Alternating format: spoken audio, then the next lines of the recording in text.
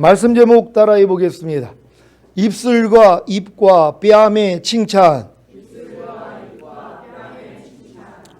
몇 주 전부터 우리는 그 모친이 주님의 머리에 씌운 면류관, 곧 하나님의 영광과 찬송이 되기 위해서 신부가 얻어야 하는 8가지 칭찬과 신부의 성숙한 상태에 대해 살펴보고 있습니다. 첫 번째 칭찬은 노을 속에 있는 신부의 눈이 비둘기 같다고 했고, 두 번째 칭찬은 신부의 머리털은 길르앗산 기슭에 누운 무리 염소 같다고 했습니다. 지난 시간에는 세 번째 칭찬인 내 이는 목욕장에서 나온 털 깎인 암양, 곧 새끼 없는 것은 하나도 없이 각각 쌍태를 낳은 양 같구나라는 칭찬에 대한 의미를 살펴보았습니다. 잘 소화시킨 하나님의 말씀을 통해 깨끗해지고 사탄에 속해 있던 천연적인 생각과 감정과 의지를 깎아내므로 풍성한 복을 누리면서 잘 사셨습니까? 요한3서 1장 2절에 사랑하는 자여 내 영혼이 잘된 같이 내가 범사에 잘되고 강건하기를 내가 간구하노라고 하신 같이 영혼이 잘되면 범사에 잘되고 강건한 복이 임합니다. 영혼이 잘된다는 것은 영이 곧 하나님의 말씀이 혼 곧 우리의 생각과 감정과 의지를 지배하는 수준이 되는 것입니다. 그래야 범사에 잘되고 강건한 복을 받을 수 있습니다. 그런데 항상 하나님을 모방하기 좋아하는 사탄도 자기를 따르는 자들의 영혼이 잘되면 범사에 잘되고 강건한 복을 줍니다. 여기에서 영혼이 잘된다는 것은 영이 곧 사탄의 말이 혼 곧 우리의 생각과 감정과 의지를 지배하는 수준이 되는 것입니다. 그래야 범사에 잘되고 강건한 복을 받을 수 있습니다. 이렇게 이 세상에서는 하나님의 말씀이 혼, 곧 우리의 생각과 감정과 의지를 지배하는 수준이 되어 범사에 잘되고 강건한 복을 받는 것과 사탄의 말이 혼, 곧 우리의 생각과 감정과 의지를 지배하는 수준이 되어 범사에 잘되고 강건한 복을 받는 것으로 나뉘어집니다. 특히 하나님을 잘 믿다가 배신한 사람에게는 사탄이 더 큰 복을 주기도 합니다. 이것은 사탄이 예수님을 광야에서 시험할 때도 잘 나타나 있습니다. 누가복음 4장 5절로 7절입니다. 제가 먼저 읽습니다. 마귀가 또 예수를 이끌고 올라가서 순식간에 천하만국을 보이며 가로되 이 모든 권세와 그 영광을 내가 내게 주리라. 이것은 내게 남겨준 것이므로 나의 원하는 자에게 주노라. 다 같이 그러므로 내가 만일 내게 절하면 다 내 것이 되리라. 멸망으로 인도하는 그 문과 넓은 길로 가는 신자들이 도리어 이 세상에서 복을 누리며 잘 먹고 잘 사는 일이 얼마나 많습니까? 이 복이 하나님께로 왔다는 거짓말에 속고 있기에 회개할 줄도 모릅니다. 그래서 예수 믿고 이 땅에서 잘 먹고 잘 살다가 겨우 죽은 다음에 가는 낙원에 들어가는 것입니다. 이 세상 임금인 사탄의 말에 순종하면 이 세상에서는 범사에 잘되고 강건한 복을 받는다는 것을 아시고 악인의 형통을 부러워하지 마시기를 바랍니다. 잠언 24장 19절 20절입니다. 제가 먼저 읽습니다. 너는 행악자의 득이함을 인하여 분을 품지 말며 악인의 형통을 부러워하지 말라. 대저 행악자는 장래가 없겠고 악인의 등불은 꺼지리라. 아멘. 여러분은 하나님의 말씀이 혼을 곧 자신의 생각과 감정과 의지를 지배하는 수준이 되지 않았는데도 범사에 잘되고 강건한 복을 받고 있다면 도리어 근심하고 자신이 사탄에게 순종하고 있기에 사탄으로부터 복을 받고 있지 않는가를 따져봐야 합니다.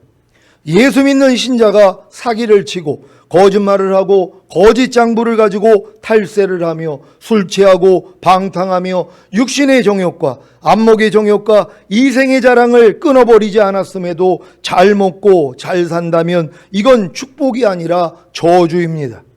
저주를 축복인 줄 알고 또 또 이렇게 죄를 짓고 살아도 잘 먹고 잘 사니까 하나님이 자기의 죄를 불어 잊으시고 축복하신다는 착각에 빠져 회개할 생각도 안 하다가 결국에는 졸지에 넘어져 파멸될 것입니다. 디모데전서 6장 7절로 10절입니다. 제가 먼저 읽습니다. 우리가 세상에 아무것도 가지고 온 것이 없음에 또한 아무것도 가지고 가지 못하리니 우리가 먹을 것과 입을 것이 있은즉 족한 줄로 알 것이니라. 구하려 하는 자들은 시험과 울무와 여러 가지 어리석고 해로운 정욕에 떨어지나니 그 사람으로 침륜과 멸망에 빠지게 하는 것이라. 돈을 사랑함이 일만하게 뿌리가 되나니 이것을 사모하는 자들이 미혹을 받아 믿음에서 떠나 많은 근심으로써 자기를 찔렀도다. 아멘. 이제부터 이 세상에서 부자가 되려고 하지 마십시오.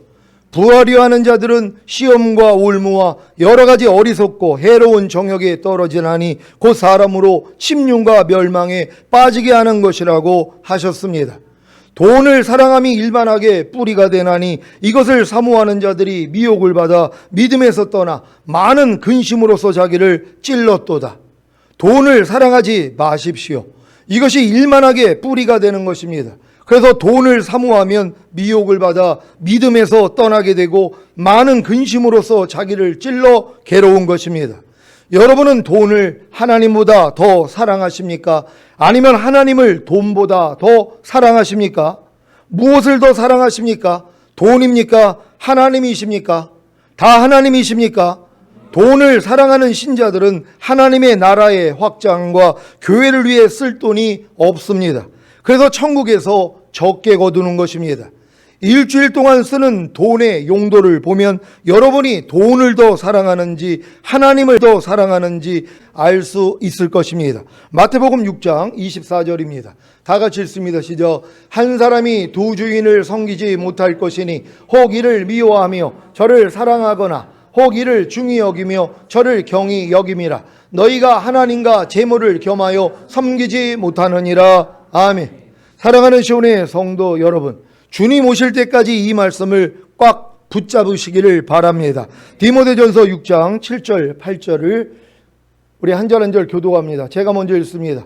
우리가 세상에 아무것도 가지고 온 것이 없음에 또한 아무것도 가지고 가지 못하리니 우리가 먹을 것과 입을 것이 있은즉 족한 줄로 알 것이니라. 아멘. 우리가 세상에 아무것도 가지고 온 것이 없다는 거 여러분 다 아시잖아요. 빈손으로 왔단 말이에요. 갓난아기 때 뭘 들고 왔습니까? 그럼 돌아가실 때 뭐예요? 빈손으로 가는 거예요. 여러분 지금 챙겨가지고 여러분 자신만을 위해서 좀 내 가족만을 위해서 쓰고 있는 이 물질이요, 여러분 돌아가시면 이제 여러분하고 전혀 상관이 없단 말이에요. 근데 가지고 있는 걸 좀 하나님의 나라와 의의 확장을 위해 쓰시란 말이에요. 교회 안에서도 봉사하고 할 일이 얼마나 많이 있습니까? 또 교회에서 선교하는 일들이 얼마나 많이 있어요. 그리고 이런 일들에 대해서 뭐예요? 여러분의 이 물질 있는 곳에 마음이 있다 그랬잖아요. 마음을 하나님이 쓰기를 원한단 말이에요. 그래서 하늘에다가 상급을 쌓을 거 아니에요. 여러분 하늘에서 큰 상급 받는 여러분 되시기를 바랍니다. 지금 사도 바울이 디모데에게 당부하는 말씀을 여러분 말씀으로 받으시기를 바랍니다. 디모데전서 6장 17절로 19절입니다. 제가 먼저 읽습니다. 내가 이 세대에 부한 자들을 명하여 마음을 높이지 말고 정함이 없는 재물에 소망을 두지 말고 오직 우리에게 모든 것을 후히 주사 누리게 하시는 하나님께 두며 선한 일을 행하고 선한 사업에 부하고 나눠주기를 좋아하며 동정하는 자가 되게 하라. 다 같이 이것이 장래에 자기를 위하여 좋은 터를 쌓아 참된 생명을 취하는 것이니라. 아멘. 장래 곧 천국에서 자기를 위하여 좋은 터를 쌓아 참된 생명을 취하기를 원하십니까? 마음을 높이지 말고 정함이 없는 재물에 소망을 두지 말고 오직 우리에게 모든 것을 후히 주사 누리게 하시는 하나님께 소망을 두십시오. 그리고 선한 일을 행하고 선한 사업에 부하고 나눠주기를 좋아하며 동정하는 자가 되십시오. 이것이 자기를 위해 좋은 터를 쌓아 참된 생명을 취하는 방법입니다. 부디 천국에서 자기를 위해 좋은 터를 쌓아 참된 생명을 취하기 위해 하나님께 소망을 두며 선한 일을 행하고 선한 사업에 부하고 나눠주기를 좋아하며 동정하는 자가 되시기를 부탁드립니다. 아가 4장 3절입니다. 다 같이 읽습니다. 시작. 내 입술은 홍색 실 같고 내 입은 어여쁘고 노을 속에 내 뺨은 석류 쪽 같구나. 아멘. 오늘은 신부에 대한 주님의 칭찬, 네 번째, 다섯 번째, 여섯 번째 칭찬에 대한 말씀을 선포하겠습니다. 네 번째 칭찬은 내 입술은 홍색 실 같고입니다. 입술은 말을 표현하는 상징입니다. 시편 141장 3절입니다. 다 같이 읽습니다. 시작. 여호와여 내 입 앞에 파수꾼을 세우시고 내 입술의 문을 지키소서. 아멘. 내 입술이 홍색 실 같다는 것은 입술에서 나오는 말이 예수님의 구속함을 상징하는 홍색 실과 같이 줄줄 나온다는 것입니다. 입술에서 나오는 말이 예수님의 구속함을 상징하는 홍색 실과 같이 줄줄 나온다는 의미는 곧 생각을 통해 나오는 말이 예수님의 구속함을 받고 나온다는 것입니다. 그래서 예수님의 구속함을 받고 나온 말이기에 지혜롭고 의롭고 거룩합니다. 여러분의 입술이 홍색 실 같습니까? 주님의 구속으로 말미암아 주님께 속한 말만 나오고 있습니까? 마음에 가득한 것이 입으로 나옵니다. 누가복음 6장 45절입니다. 다 같이 읽습니다. 시작. 선한 사람은 마음에 쌓은 선에서 선을 내고 악한 자는 그 쌓은 악에서 악을 내나니 이는 마음에 가득한 것을 입으로 말함이니라. 아멘. 여러분 입술에는 무엇이 나오고 있습니까? 선입니까? 아니면 악입니까? 하나님입니까? 아니면 사탄입니까? 아니면 하나님의 나라입니까? 아니면 세상입니까? 그러니까 여러분 입에서 무엇이 나오는지를 알아야 된단 말이에요. 여러분이 하루 동안에 여러분의 입에서 뭐가 많이 나오는지 여러분이 알 것이란 말이에요. 여러분 마음이 하나님께 속했으면 하나님의 속한 것들만 나온단 말이에요. 하나님의 속하지 않은 마음에 가득한 것이 입으로 나온단 말이에요.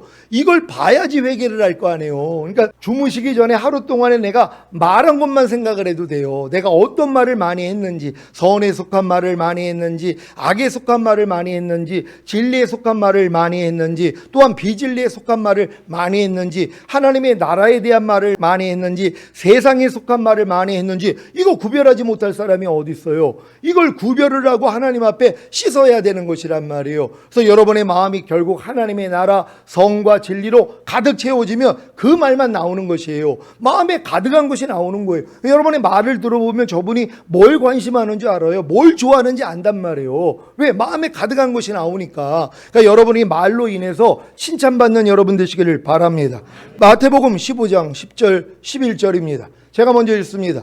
무리를 불러 이르시되 듣고 깨달으라. 입에 들어가는 것이 사람을 더럽게 하는 것이 아니라 입에서 나오는 것이 사람을 더럽게 하는 것이니라. 아멘.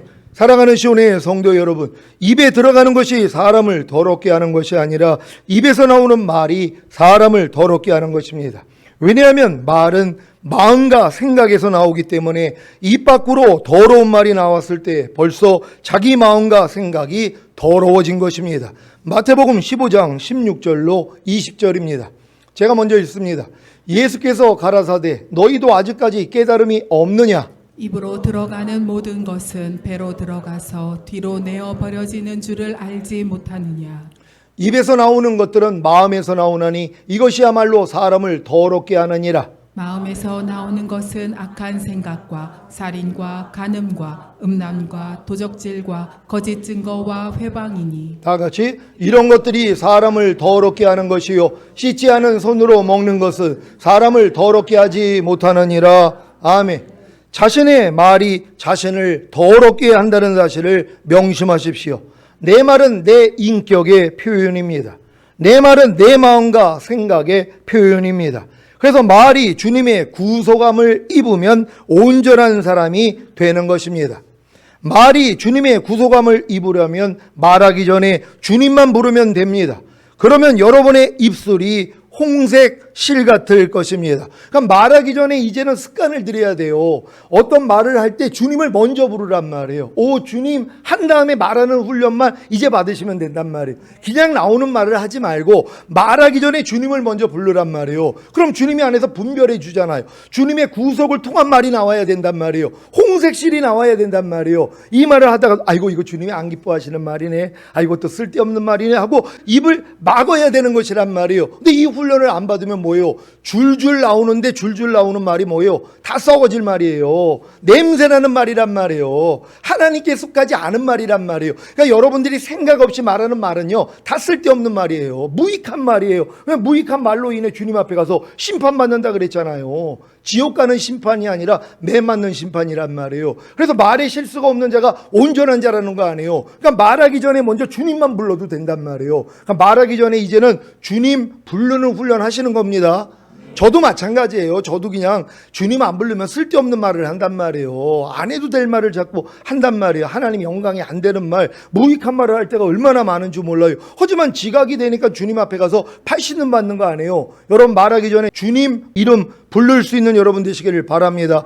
야고보서 3장 2절입니다. 다 같이 읽습니다. 시작. 우리가 다 실수가 많으니 만일 말에 실수가 없는 자면 곧 온전한 사람이라 능히 온몸에 굴레 씌우리라. 아멘.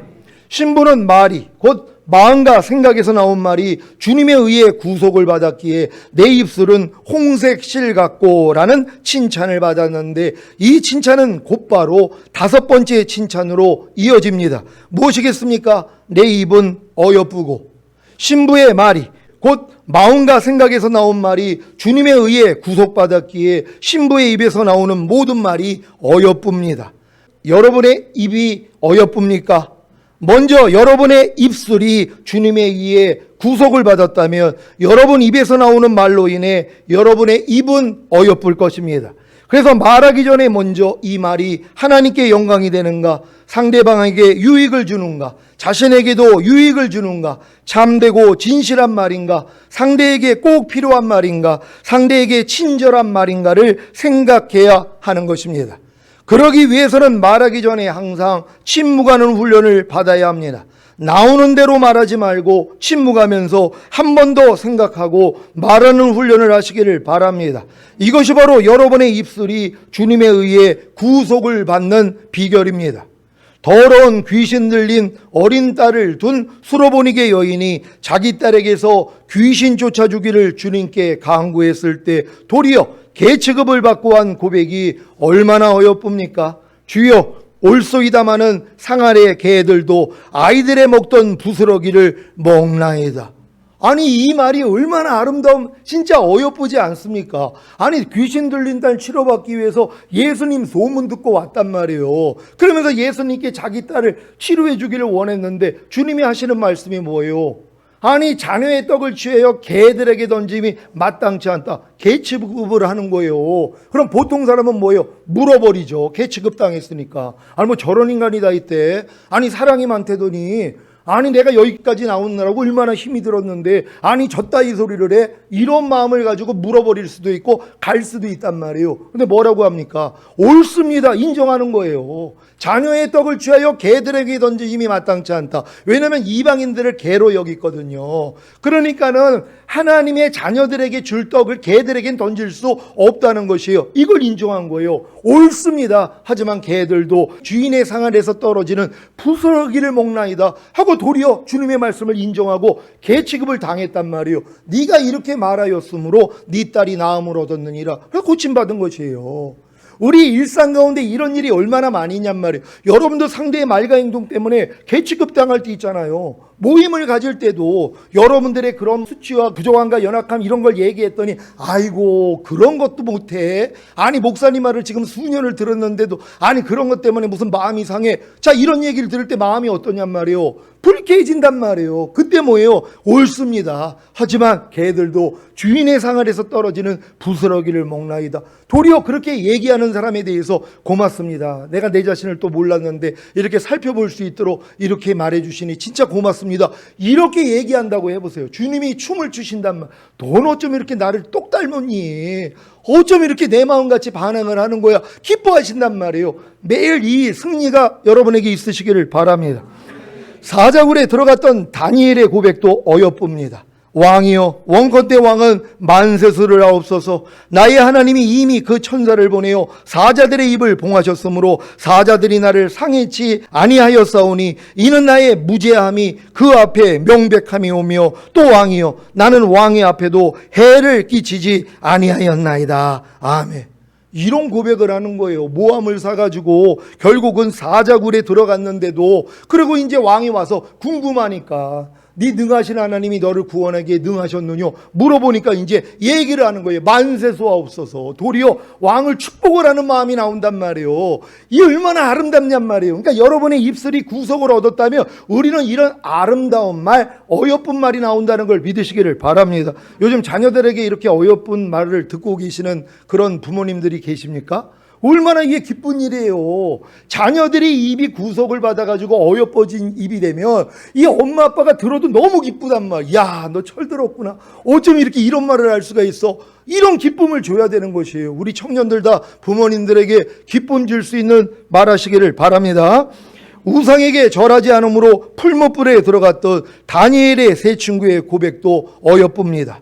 느부갓네살이여, 우리가 이 일에 대하여 왕에게 대답할 필요가 없나이다. 만일 그럴 것이면 왕이여, 우리가 섬기는 우리 하나님이 우리를 극렬히 타는 풀무 가운데서 능히 건져내시겠고 왕의 손에서도 건져내시리이다. 그리 아니하실지라도 왕이여, 우리가 왕의 신들을 섬기지도 아니하고 왕의 세우신 금 신상에게 절하지도 아니할 줄을 아옵소서. 얼마나 아름다운 고백이에요. 죽음 앞에서 이 하나님을 영화롭게 하는 고백을 하는 것이란 말이에요. 그러니까 여러분들이 항상 주님의 구속을 통해서 나오는 말은 이렇게 어여쁘다는 걸 믿으시기를 바랍니다. 이런 고백을 할 수 있는 신부들이 되시기를 바랍니다. 신부가 주님께 들은 여섯 번째 칭찬은 너울 속의 내 뺨은 성유한 쪽 같구나입니다. 뺨은 신부의 얼굴에서 감정을 나타내는 부분입니다. 그 뺨이 성유한 쪽 같다는 것은 부끄러움을 타서 붉은, 곧 양심의 민감한 모습을 말합니다. 양심이 마비되고 무감각하여 수치를 모르는 얼굴은 아무리 예뻐도 그리스도인의 마음가짐이 아닙니다. 잠언 11장 22절입니다. 다 같이 읽습니다. 시작. 아름다운 여인이 삼가지 아니하는 것은 마치 돼지코의 금고리 같으니라. 아멘. 돼지코의 금고리가 어울립니까? 전혀 어울리지 않습니다. 마찬가지로 아름다운 여인이, 주님의 신부가 말과 행동을 삼가지 않는 것은 마치 돼지코의 금고리 같은 것입니다. 신부는 주님만을 위해, 주님께만 보이기 위해 너울 속에 감춘 쪼개놓은 성유한 쪽같이 붉은 뺨을 가져야 합니다. 곧 양심의 민감한 모습을 보여야 합니다.